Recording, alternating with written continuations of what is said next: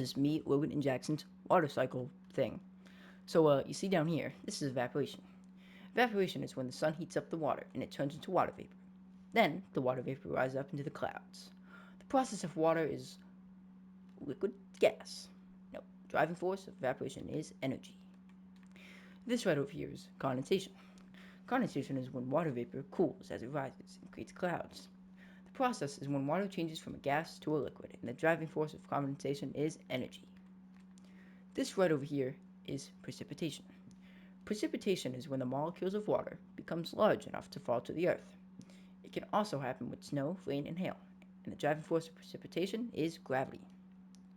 This right down here, this iceberg looking thingy, is sublimation. Sublimation is when a solid turns to a gas and skips the liquid stage. The driving force for sublimation is energy. This little river looking thingy down here, that's called a runoff. Runoffs are when water flows down due to gravity and falls down into a river or a lake. Driving force of runoff is gravity. Woohoo! This right down here is infiltration. Infiltration is when runoff liquid is absorbed into the ground. This water will flow down to the aquifer, and the driving force of infiltration is gravity. This little cave thingy down here is the aquifer. Aquifer is when the water can travel no deeper into the soil. Then it creates an aquifer. And the driving force of aquifer is gravity.